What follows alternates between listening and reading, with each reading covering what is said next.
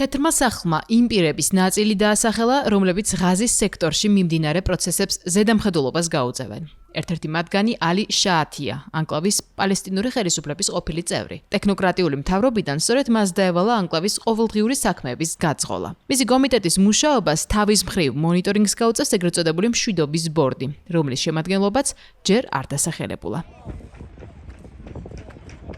ამასთან ცნობილია ეგრეთ წოდებული აღმასრულებელი ბორდის შემადგენლობაც, რომელიც ანკლავში მშვიდობის მიღწევის უფრო ფართო ხედვის განხორციელებაზე იმუშავებს. მის წევრებს შორისაა ამერიკის შეერთებული შტატების სახელმწიფო მდივანი მარკო რუბიო, სპეციალური წარმომადგენლები სტივენ ვიტკოფი და ჯარედ კუშნერი, ეროვნული უსაფრთხოების საკითხებში დონალდ ტრამპის მრჩევლის მოადგილე რობერტ გაბრიელი, დიდი ბრიტანეთის ყოფილი პრემიერ-მინისტრი ტონი ბლერი, ასევე ალტერნატიული ინვესტიციების მართვის გლობალური კომპანიის აპოლოს ხელმძღვანელი მარკ როუენი და მსოფლიო ბანკის პრეზიდენტი აჯაი ბანგა. ამ ორგანოს საერთაშორისო წარმომადგენლის ფუნქცია ყოფილ ბულგარელ პოლიტიკოსა და ამჟამად ახლო აღმოსავლეთის საკითხებში გაეროს წარმომადგენელს ნიკოლაი მლადენოვს დაეკისრა. ბორდში უკვე სამომავლოდ საკუთარი ადგილი ექნება თურქეთის საგარეო საქმეთა მინისტრს ჰაკან ფიდანის, ასევე დიპლომატებს კატარიდან, ეგვიპტის დაზვერვის შეფს, არაბთა გაერთიანებული საემიროების მინისტრსა და რეგიონალურ ექსპერტებს. მასში იქნება ისრაელელი ენტერპრენერი იაკინ გაბეიც. უცნობია თუ კონკრეტულად რა იქნება მათი როლი. თეთრი სახლი დეტალებს უახლოეს კვირებში აანონსებს.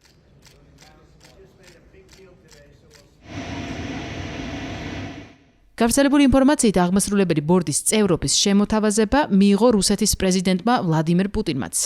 მისი სპიკერის დიმიტრი პესკოვის ინფორმაციით კრემლი ამ წინადადებას სწავლობს.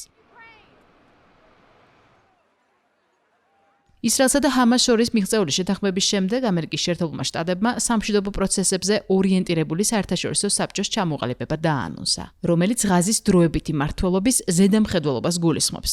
მას 2 მილიონიანი მოსახლეობის მქონე ანკლავის რეკონსტრუქციის ეტაპების წარმართვა დაევალა. წინა სამშვიდობო გეგმით გათვალისწინებული არაერთი ეტაპი. მათ შორის ადგილზე საერთაშორისო სამხედრო ძალების ჩაყვანაც. ახლა მიმდინარე მეორე ფაზა ჰამასის განიარაღებაზეა ორიენტირებული.